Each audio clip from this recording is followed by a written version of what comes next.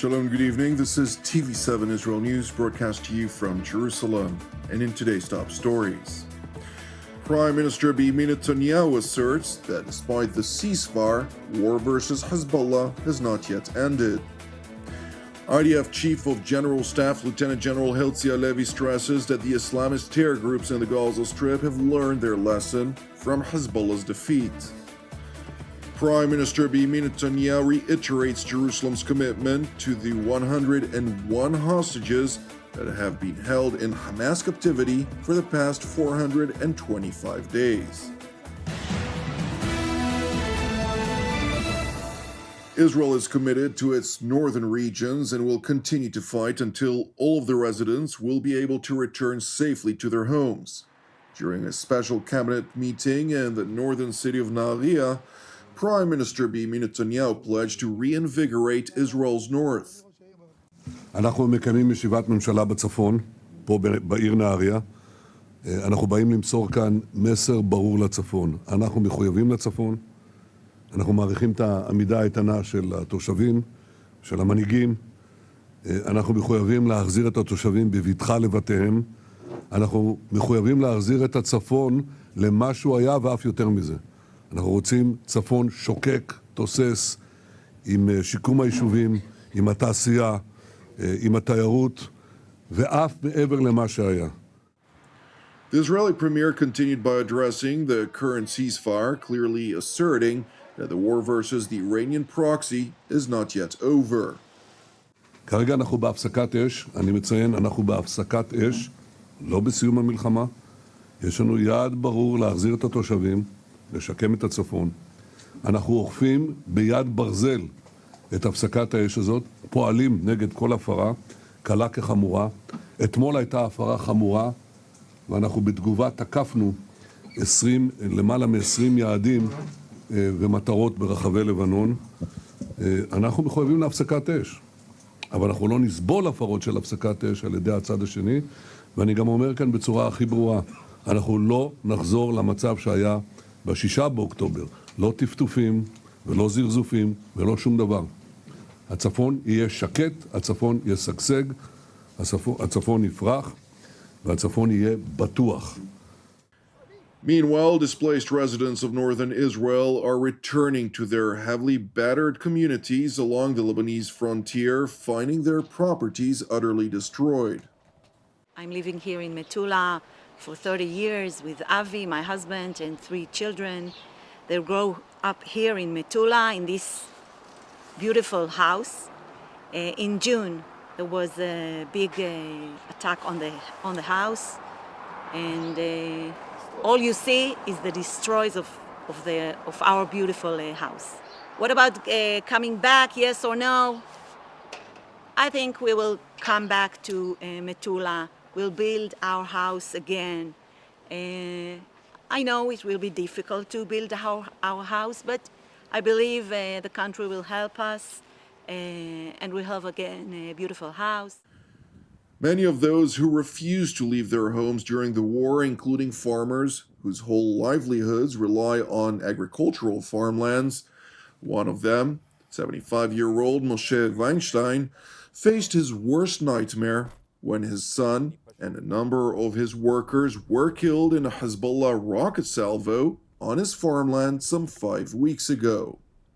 הייתה אזעקה, אני הייתי לא רחוק מפה, טסתי הביתה לתפוס מחסה, לא למרחב מוגן, אין לי שם יותר מדי, אבל לא להיות תחת כיפת השמיים. אחרי כמה שניות היה פיצוץ אדיר, כל הבית רעד. זה בדיוק 200 מטר מהבית שלנו. פתחתי את הדלת, ראיתי את הפטריה, את העשן, וראיתי שזה בערך במקום איפה שהם היו אמורים להיות. ירדתי מהאוטו, התקדמתי, 5 עובדים, שוכבים, לא זזים, שום דבר. 2 דקות אחרי הפיצוץ. חיפשתי את עומר. עומר היה פה, על יד המכל, להראות להם מה לקטוף. לא היה לי מה לעשות. יצאתי לכביש, צלצלתי לרבש"ץ, אמרתי לו, יוסי, תקשיב, הייתה נפילה בוותיק, פה זה האדמות של ותיקי מטולה. עומר נהרג, ועוד 5 עובדים שוכבים על הרצפה. Weinstein, who grew up in Metula and lived there his whole life, continued by voicing his outrage over Hezbollah's unabashed belligerence. Every 10 minutes, every 1 hour. Boom, boom, boom. Airplane, כטב"ם.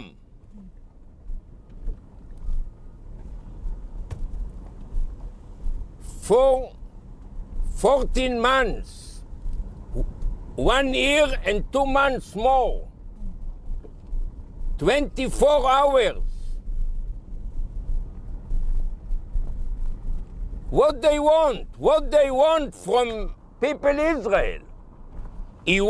Nasrallah want to help to Gaza? Take your people to Gaza. Why? People crazy. Meanwhile, in southern Lebanon, IDF Chief of General Staff Lieutenant General Herzi Halevi toured a number of positions from which the Iranian proxy Hezbollah mounted thousands of attacks against the residents of northern Israel. אנחנו בסיור היום עם מפקדים דרום לבנון. עצרנו בכמה נקודות. רואים עבודה מאוד מאוד יסודית שנעשתה בלחימה בחיזבאללה. כל הגזרות נמצאות במצב של הרבה מאוד מחבלים הרוגים, תשתיות מושמדות, כמויות מאוד גדולות של אמל"ח שאנחנו מוציאים חזרה לתוך שטח ישראל. General Halevi further stressed that Hezbollah will soon understand the extent of the loss to its ranks, underlining that Lebanon's immediate border region with Israel does no longer pose a threat to Israel's northern residents. אני מניח שהם יגלו בימים הקרובים שהרבה פעילים שלהם בשבועות האחרונים נהרגו כאן. זה מה שאנחנו רואים בכפרים היותר עמוקים. כאן ברצועה הראשונה של הכפרים הקרובים לא מתקרבים, אין כאן פעילים, מה שהיה כאן הושמד. כוחות של צה"ל מקפידים מאוד על הפסקת האש, ומכאן, כשאנחנו מסתכלים דרומה על יישובי הצפון, המשימה זה לדאוג שהאזור הזה לא יחזור להיות אזור של תשתיות טרור, אלא אזור בטוח. כוחות של צה"ל עושים כאן עבודה מאוד יסודית ומאוד איכותית. Meanwhile, returning to the northern town of Nahariya, where Prime Minister Benjamin Netanyahu reiterated Jerusalem's commitment to the 101 hostages that have been held in Hamas captivity for the past 425 days. Moreover, Prime Minister Netanyahu voiced Israel's deep appreciation for President-elect Donald Trump, who asserted in a post on his Truth social media platform, quote, "Everybody is talking about the hostages who are being held so violently, inhumanely, and against the will of the entire world in the Middle East, but it's all talk and no action." President Trump continued by leveling a direct threat to the Islamist Hamas and its patrons around the region, asserting, quote, "If the hostages are not released prior to January 20, 2025, the date I proudly assume office as President of the United States, there will be all hell to pay in the Middle East and for those in charge who perpetrated these atrocities against humanity." Meanwhile, in Washington, U.S. State Department Deputy Spokesman Vedant Patel responded to a question by a Palestinian reporter on the remarks made by President-elect Donald Trump. What we are focused on, Saeed, is we are focused on using every ounce of energy and every time that we have available to bring this war to a close, to do everything we can to address the humanitarian situation in Gaza and everything we can to make sure that the hostages can return home and bring this war to a conclusion and start having a serious diplomatic conversation of what we want the region to look like the day after. That's what we're focused on. There's only one president at a time. I will leave it to you all to ask the tough questions of the next administration starting on the 21st. But beyond that, I'm really not a spokesperson for them, so I will let them clarify whatever thoughts they have about the Middle East. The coming administration. Yeah. I'm saying that give you, that make you feel an urgent. We are continuing to operate with the utmost urgency, and I think there's not really a public statement, whether it's from a former president or otherwise, that is going to impact that, because we are already operating at maximum urgency. Thank you for watching TV7 Israel News. I would like to initially encourage you, as ever, to pray for the peace of Jerusalem and salvation of Israel. I also would like to seize this opportunity to thank all of you who've stood in support of TV7 Israel this past year. Since TV7 Israel is exclusively donation-based, without your proactive and dedicated monthly support, TV7 Israel News would simply not exist. If you haven't yet had an opportunity to donate this month and are blessed by our productions, which are broadcast, of course, free of charge, please consider making a donation. You can do so via our website at www.tv7israelnews.com. I'm Jonathan Hessen, wishing you an Erev Mevorach, and God willing, we will see you during our next update. Until then, Shalom from Jerusalem.